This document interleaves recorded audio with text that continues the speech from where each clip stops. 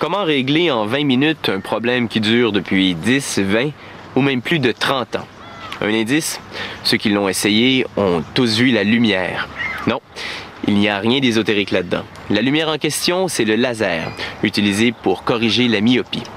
Imaginez, le patient arrive chez l'ophtalmologiste avec un regard embrouillé et en ressort quelques instants plus tard avec une vue impeccable. Le chirurgien nettoie l'œil, la paupière et les cils à l'aide d'un antiseptique.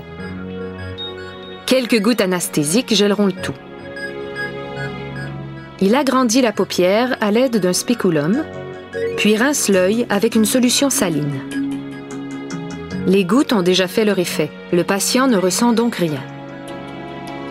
D'autres gouttes, antibiotiques celles-là, préviendront les infections. Avant chaque opération, le chirurgien essaie l'équipement. Il teste le laser sur une plaque de métal pour vérifier son niveau d'énergie.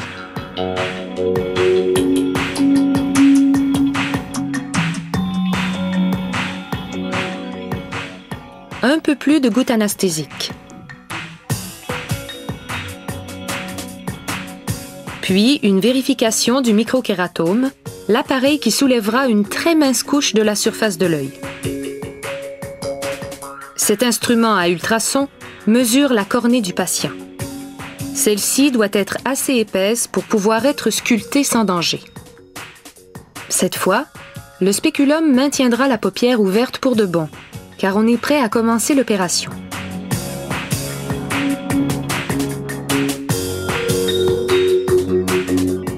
Ces marques d'encre stérile serviront plus tard de référence au chirurgien. Il place un anneau de métal autour de la cornée. Attaché à une pompe aspiratrice, cet anneau adhère à l'œil et le maintient de façon stable pendant que le chirurgien coupe les tissus. Il utilise d'abord de l'eau stérile pour lubrifier l'œil, puis absorbe l'excès avec une petite éponge.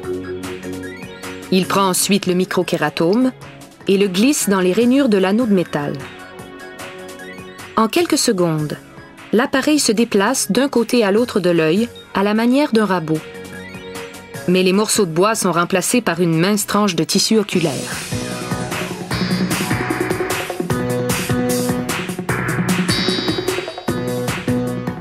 Le chirurgien utilise une éponge stérile en forme d'anneau pour empêcher les larmes de contaminer la cornée.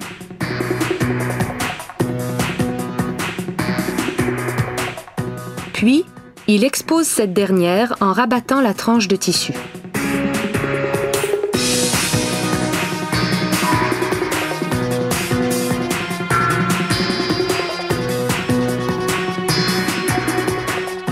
Il éponge le surplus de liquide et c'est là que le laser entre en scène. Ce rayon de lumière invisible bombarde l'œil de 50 impulsions par seconde. Chacune de ces impulsions vaporise 1/4 de micron de tissu cornéen.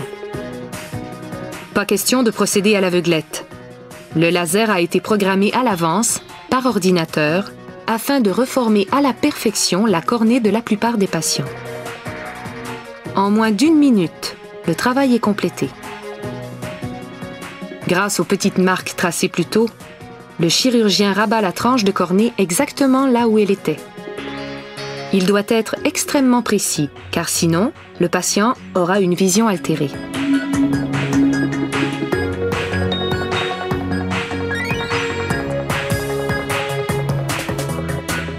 À l'aide d'une seringue remplie d'eau stérile, le chirurgien lisse le tout comme s'il s'agissait d'une nappe.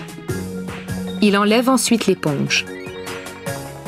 En 45 secondes, la pression qui règne à l'intérieur de la cornée aspire la tranche découpée, qui se scelle littéralement elle-même.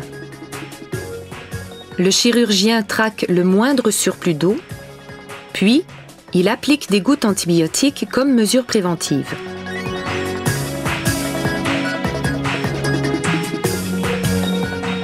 Il retire le spéculum, maintient l'œil fermé, puis effectue la même opération sur l'autre œil. Un puissant microscope confirmera qu'il ne subsiste aucun pli dans la cornée.